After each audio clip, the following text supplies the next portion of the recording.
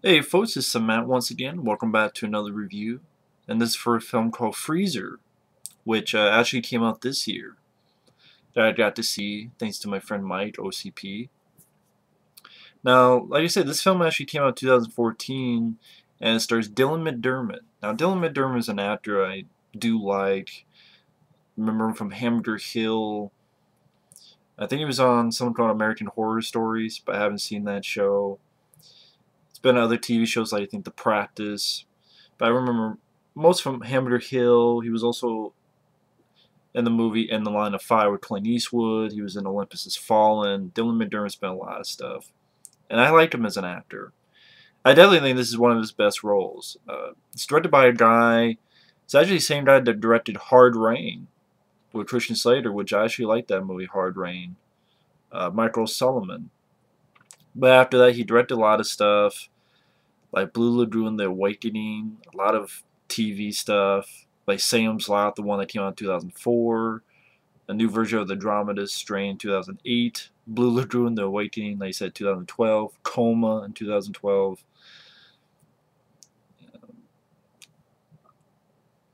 I liked Hard Rain, and I really enjoyed this movie. I'll say that. I really liked this film. It's a film that gets a lot of crap. It's a film that not a lot of people like because they say the premise is stupid or it's very boring, so you may feel it's a boring film.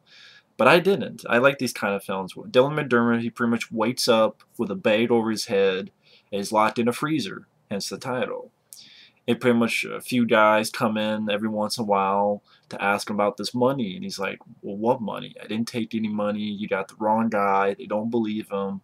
So the whole film, and the film's not that long. It's only without the end credits about an hour and 19 minutes, which is fine. Didn't need to be any longer. So I thought it moved at a quick pace. Again, it's only an hour and 19-minute movie without the end credits. And it's pretty much either him trying to get out of this freezer or trying to talk with these guys or trying to convince them that he's innocent, that he didn't do anything wrong, that you got the wrong guy. And pretty much, him in this situation. And I really liked it. I thought the film was. I thought Dylan McDermott was a fun, wise ass character. He had some pretty fun lines. It's like, come on, I'm freezing my balls up. I want to get the fuck out of here. No, I've been to a Giants Bills game in December. This is nothing. Or, you two need a room. I'm starting to sense some obvious sexual tension between you two, and I like it. You should move to Woodstock, adopt a baby, and be happy. I mean, what's more important than love? Well, I mean, he's a real wise ass. I thought it was really fun to watch Dylan McDermott in this kind of role because it's not an action film. It's more of a, I don't know what you call it. It's one of those in a box type movies. I mean, you've had Phone Booth, which I enjoy with Colin Farrell. You had Buried with Ryan Reynolds, which I did not like that film. You have Hours, which one of my favorites of that. I mean, this isn't better than Hours with Paul Walker, but Hours with Paul Walker, I think that was just a great movie. There's been quite a few films, and there are people, oh, I'm tired of these kind of movies and this and that. It's very boring. Nothing happens. Well, to each their own. But I thought if you're a fan of Dylan McDermott and if you're a fan of these kind of movies, this is well worth the look. The ending is not a depressing ending. I'll say that much. I think it went by a fast pace. I thought it had some pretty cool bits. Like, for example, there's one time with Dylan McDermott gets this hook and puts it right into this guy's neck and blood spurting, practical blood. But it's definitely not an action film. But shots like that was nice. Little stuff like they take his shoes, and when his feet touches, because it's getting very cold, you see like a little bit of skin rips off from his feet. So he's got to put like plastic bags over it. And I thought it was a really good film. But I can't really get into it without getting into spoilers. So if you want to check out the film, check out the film. Stop right here, check out the film, then come back to the review. But starting right now, spoilers. So spoiler warning right now. Now, like I said, he wakes up and he's trying to talk to these guys.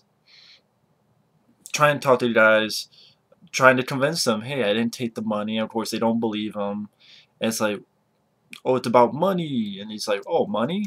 Oh, wait a minute, you took my wallet. So he's trying to convince these guys. And he's trying to get out, realizing that the air ducts are too small. Here's his phone. He's like, what's this phone doing here? And it's a cop on the other line, and he finds a body, what he thinks is a dead body. What may have been another cop. And not only these two guys come in, but once in a while this woman comes in. And this woman comes in, and Dylan McDermott tries to pick her up. It's like, hey, give me your number. Maybe we can hook up. You don't have some borscht. Like, I thought he was, again, a really good, smart-ass Dylan McDermott. It'd be nice to see him in an action movie in this kind of role, but I thought he did a really good job with it. But yeah, it's like him, knocking out the fans to sort of stop the freezing process, or at least slow it down.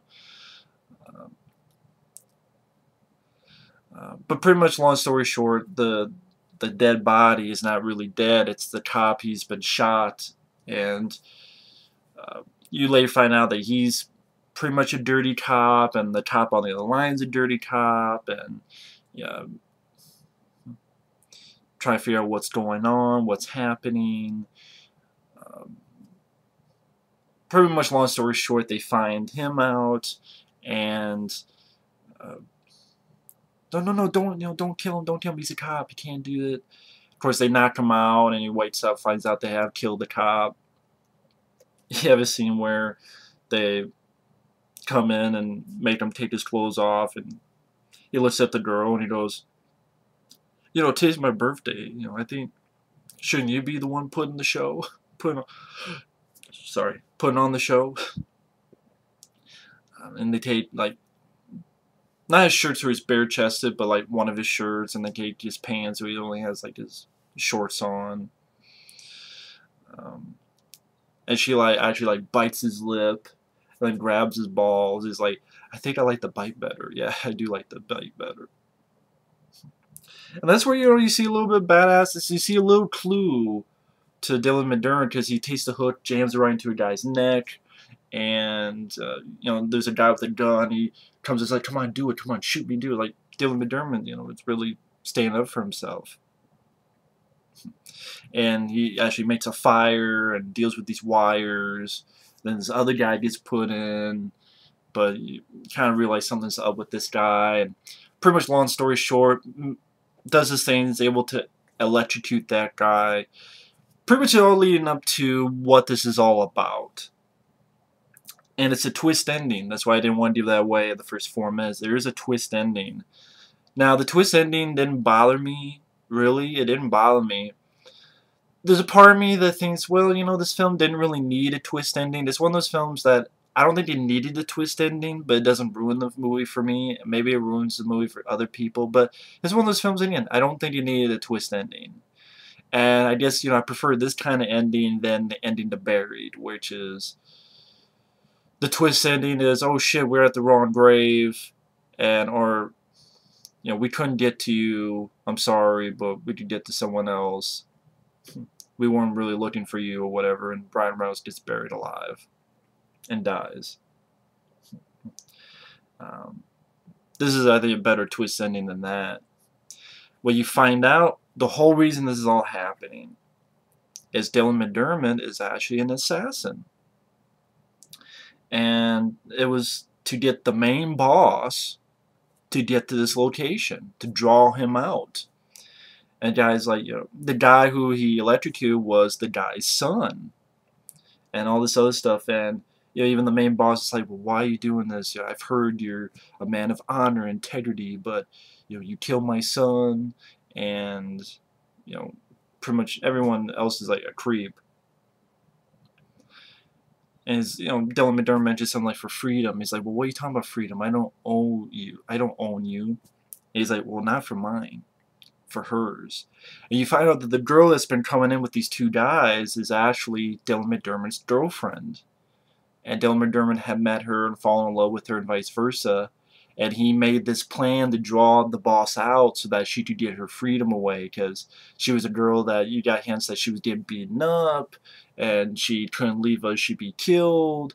And even when it's found out, like, she shoots the one guy through the neck, and you know, Dylan McDermott's so cold, so he's trying to fight the guy, but the girl, you know, his girlfriend helps him out by getting like this icicle right into the boss's head. He's, oh, I was so scared, and you know, so many times I wanted to cry. And I thought the girl did a good job too. I mean, she's I think like Russian. No, I could be wrong, but I thought she did a, you know, Russian accent. But I thought she did a good job as well. And I like that. I mean, it's a twist. Like, I would not have minded if it really was a normal guy, Dylan McDermott, and they did make a mistake, and it's a normal guy trying to get out of an extraordinary circumstance. But at the same time, again, for twist endings, I've seen 100 worse twist endings, where, oh my God, they're locked in, they die, and I could name a number of films that have done that shit, and I'm like, okay, thankfully it didn't do that. And again, I'm like, okay, there's a reason for all this. He's, you know, pretending and acting and not acting to be cold. He's still doing all this other stuff, but you know, he did try to save that cop who is a dirty cop, even though he is a dirty cop, and you know, so on and so forth. So you can tell he is a man of honor and integrity, but you know, he did this all for his girlfriend. You know, it's the power of love. So I was fine with that. And then the other dirty cop gets there and actually wants to lock them both in. But by this time, when they were locked in, just the guy who got shot in the neck, he got out, was able to lock the door and lock them in. But then the dirty cop comes, and by this time, Dylan McDermott had put these wires to this rack that was heating themselves up to keep themselves warm. But while the dirty cop is, you know, looking away, they're able to get out of it and escape and leave the dirty cop in. And they're able to get out of there, and they even have, you know, some money for them waiting in this vehicle. And they even see the guy who was shot through the neck. And I remember when I saw this the first time, I'm like, oh, this is kind of lame how they took care of this guy, but I didn't realize that earlier the girl had shot him through the neck. Actually had shot him through the neck. So the guy's like holding like this, like just like his thumb like this. So Dylan McDermott drives by just with the door and knocks the guy out into the bay. So here's a guy who's got a bullet wound in the neck, and now he's in the bay. Chances are he's not gonna live. You know what I mean? It just knocks the guy out into the water. Because I thought he was shot in the shoulder. I didn't realize he was shot in the neck. I mean, when you're shot in the neck, you're not gonna last too long. But I liked the film. I mean, I would put this in my best of 2014 easily. It's only an hour and 19 minutes. I like the premise of a guy locked in the freezer. I thought it moved at a quick pace. I thought it had some fun dialogue. I thought Dylan McDermott, I definitely think it's one of his best performances. But I'd say it's his best performance. I mean, best movie, I'd probably put like Hamilton Hill and stuff, but I think it's his best performance that I've seen out of Dylan McDermott. I thought he did a really great job. And, you know, was the twist ending needed? I don't think so, but at the same time, it didn't make me mad. It didn't make me hate the movie. I'm like, okay, that's cool. That's how it is. At least I've seen a lot worse twist endings. I don't think it's that bad. And overall, I mean, it's only an hour and 19-minute movie, and I didn't want to give everything away, but I know some people find it boring or dumb or whatever, but I enjoyed the film. It doesn't matter what you say or anyone else says. It's not going to make me change my mind. And again, I like the film. You know, for films I've seen this year, I would put it in my top 10 because I haven't seen too many films. I like Edge of Tomorrow. I like Captain America: Winter Soldier, Ninja 2, which came out like December 31st, 2013, but I'm putting on there. I like Ninja 2, Shadow of a Tear. I liked Brick Mansions, and I like this movie, Freezer. So, that's my opinion. But either way, thanks for watching, take care, and we'll see you for another review. Later.